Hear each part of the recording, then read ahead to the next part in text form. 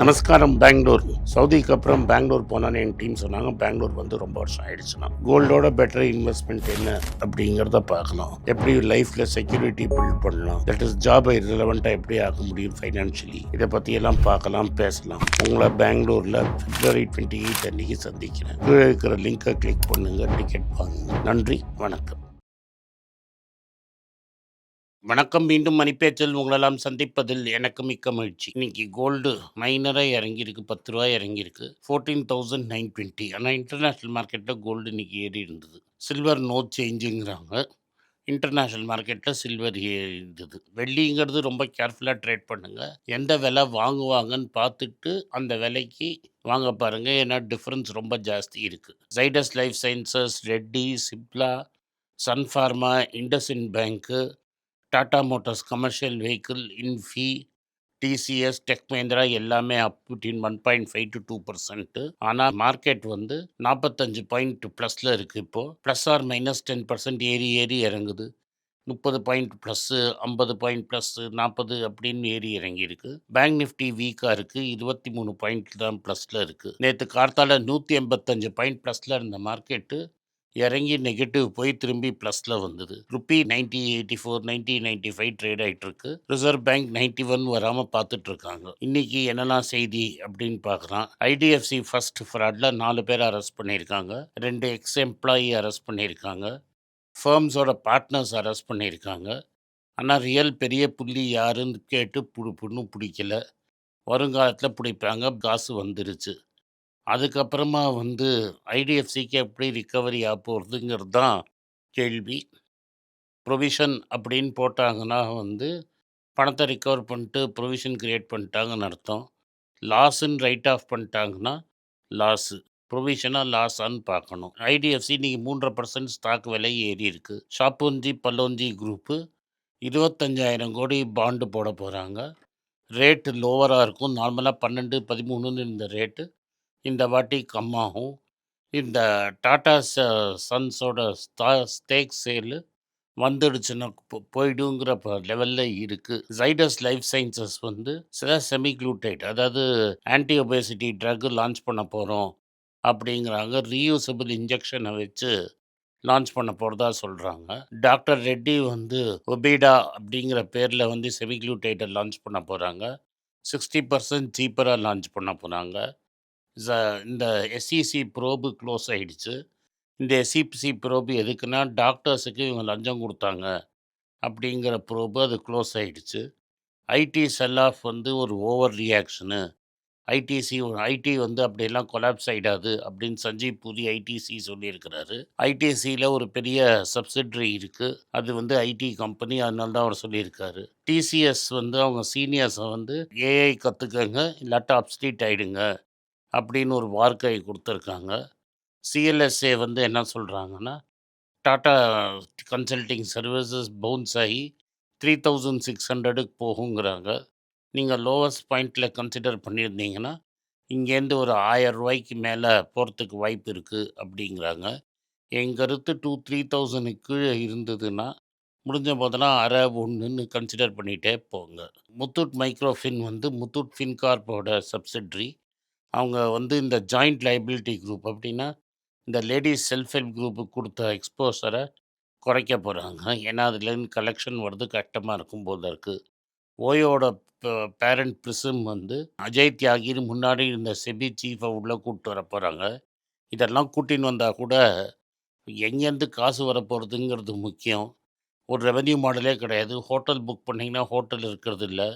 So இது மாதிரி ஒரு கம்பெனியை வந்து நீங்கள் லிஸ்ட் பண்ணுறது மக்களை ஏமாத்துகிற மாதிரிங்கிறது என்னோட கருத்து. ஆல்ரெடி பேடிஎம் ஏமாற்றியாச்சு, பைஜூஸ் காணாமல் போயிடுச்சு, மற்ற கம்பெனிகளும் காணாமல் போயிடும் கூடிய சீக்கிரம். ஸ்விக்கி எப்போ ப்ராஃபிட் பண்ண போகிறதுங்கிறது தெரியல. ஜொமேட்டோவில் ஃபவுண்டர் வந்து கோல்டன் பேராசூட்டை எடுத்து கம்பெனிலேருந்து ஜம்ப் பண்ணி பறந்து வெளில போயிட்டார். கேட்டால் நான் லாஞ்சிவிட்டிக்காக இன்னொரு ஸ்டார்ட் அப் ஆரம்பிக்க போகிறேன்னு ஓடி போயிட்டார். ஸோ இதெல்லாம் பார்த்து நீங்கள் கேர்ஃபுல்லாக இருக்கணும். 198 ஐபிஓ டோட்டலாக வந்திருக்குது இந்த ஓயோ ஐபிஓவில் சொன்னபோது. அதில் வெறும் 35 தான் லாபம். இப்போ நீங்கள் பார்த்தீங்கன்னா போன 2 வருஷத்தில் ரிட்டர்ன்ஸ் பார்த்தீங்கன்னா எல்லா ஆக்டிவ் மியூச்சுவல் ஃபண்ட்ஸும் நெகட்டிவ் அல்லாட்டா 0 ரிட்டர்ன் தான் குடுத்துருக்குது. நீங்க வெளியில போட்டிருந்தா கூட 8% ரிட்டர்ன் வந்திருந்தா கூட 8, 8 16% காலி. இனிமே வர வரத்துல இந்த 16%க்கு ஒரு 8% போட்டாலும் காலி.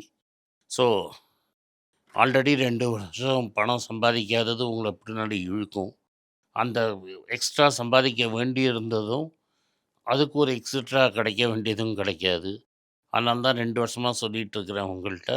ஆக்டிவ் ஃபண்ட்லேருந்து கழண்டுக்கங்கன்னு. எல்ஐசியும் மியூச்சுவல் ஃபண்டும் சேர்த்து ஐடி கிராஷ்ல 1,00,000 கோடி அம்பேல்னு போயிடுச்சு.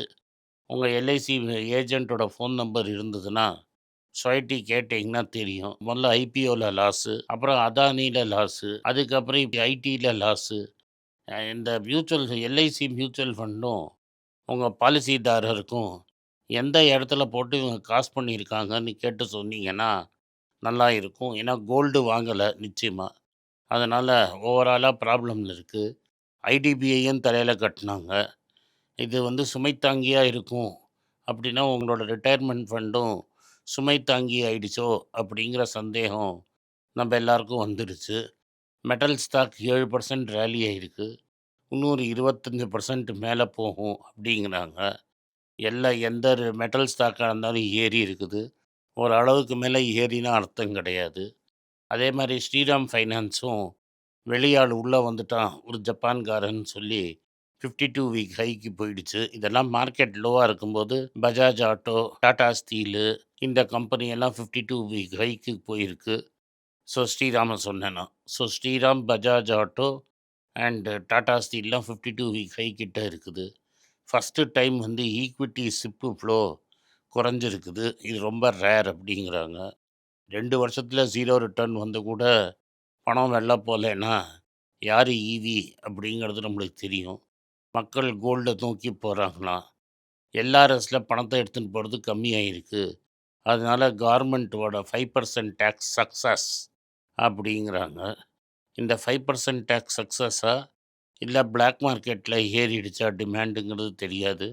நம்ம பாரிஸ் கார்னருக்கு போனா தான் தெரியும் கரன்சி என்ன பிரீமியம்ல விக்குதுன்னு. இதுக்கு முன்னாடி கரன்சி பிரீமியமே இல்லாம இருந்தது. இப்ப பிளாக்ல கரன்சி விக்கிறாங்க. அதனால ஒரு மார்க்கெட்ட கிரியேட் பண்ணி குடுத்ததுக்காக நம்ம அம்மையாருக்கு நன்றி சொல்லணும். என்விடியாவுக்கு வந்து லிமிட்டெட் லைசென்ஸ் கிடைச்சிருக்கு. சைனாக்கு எக்ஸ்போர்ட் பண்றதுக்கு. சைனா என்ன சொல்றான், "நீ எக்ஸ்போர்ட் பண்ணு, பண்ணாம போ. நாங்க பாட்டுக்கு பார்த்துக்கிறோம்.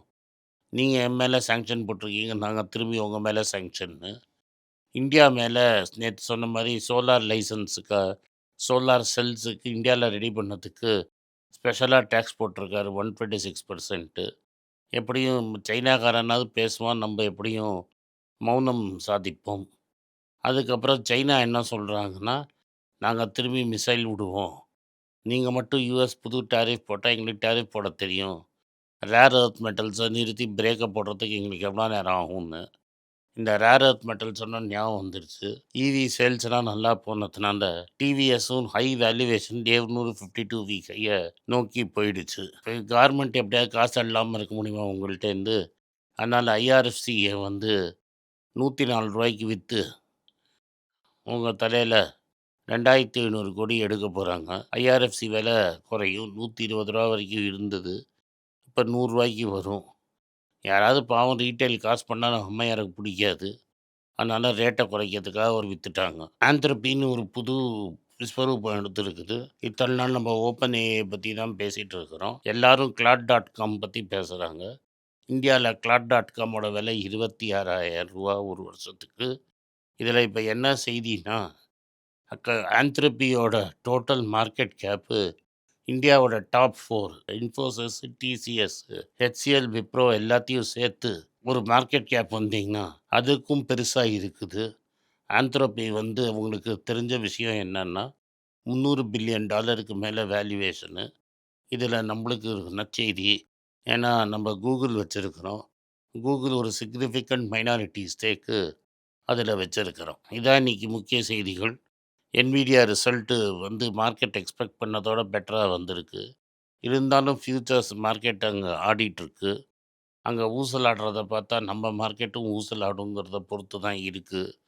அதனால 26,500 இப்போதைக்கு மார்க்கெட் உடைக்கிற மாரி தெரியல. புலி வருது, புலி வருதுன்னு சொன்ன மாதிரி எஃப்ஐஐ வருது, வருதுன்னு நம்மளுக்கு கதை சொன்னாங்க. இதுவரைக்கும் எஃப்ஐஐய நம்ம பைனாகுலரால தேடினாலும், எஃப்ஐஐ வர மாதிரி தெரியல. கவர்மெண்ட்டுக்கு நெருக்கமா இருக்கிற ஒரு எஃப்ஐஐ மட்டும் பப்ளிக் செக்டர் ஸ்டாக்ஸை வாங்கி, பேங்க் ஸ்டாக்ஸை வாங்கி செக்கும்பா மேலே நிறுத்தியிருக்காங்க. என்னைக்கு அவன் கழட்டி விட போகிறான்னு தெரியாது. கீழே இறங்கிடும். அதாவது ஏதாவது மியூச்சுவல் ஃபண்டை தலையில கட்டிட்டு, உங்க தலையில கட்டுறதுக்கு ரெடி ஆயிட்டு இருக்காங்க. அதனால் உஷாரா இருங்க. கேர்ஃபுல்லா இருங்க.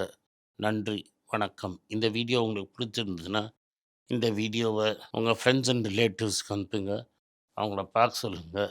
நன்றி, வணக்கம். எல்லாருக்கும் வணக்கம். குழந்தைங்களுக்காக ஃபைனான்ஷியல் லிட்ரஸி, மணி ஃபார் நத்திங்னு 2வது பார்ட்டு. அண்ட் இதில் செக் எழுதுறது எப்படி, டெபாசிட் ஸ்லிப் எழுதுறது எப்படி, பணம் எப்படி வந்தது, பார்ட்டர்லேருந்து டிமானிட்டைசேஷன் வரைக்கும் எல்லாத்தையும் கவர் பண்ணியிருக்கோம். உங்கள் குழந்தைங்க அப் டு ஏஜ் 10, 12க்கு ரொம்ப யூஸ்ஃபுல்லாக இருக்கும். இந்த புக் இப்போதைக்கு ஒரு ஸ்பெஷல் ப்ரைஸில் 450 ரூபாய்க்கு கொடுக்குறோம். இதை யூஸ் பண்ணிக்கோங்க. நன்றி, வணக்கம். moneypage.com வெப்சைட்டை சப்ஸ்கிரைப் பண்ணுங்கள். ஒரு வாரத்துக்கு 4 ப்ரீமியம் ஆர்டிக்கலும் ஃப்ரீ ஆர்டிகல்ஸ் ஒரு 10லேருந்து 15 நாங்கள் போடுறோம். இது சப்ஸ்கிரிப்ஷன் ஒரு மாதத்துக்கு 99 ரூபா தான். இங்கே சொல்கிற கான்செப்ட்ஸை கிரேட்டாக எக்ஸ்பேண்ட் பண்ணி போடுறோம். நீங்கள் படிச்சிங்கன்னா உங்களுக்கு யூஸ்ஃபுல்லாக இருக்கும். நன்றி, வணக்கம். வணக்கம்.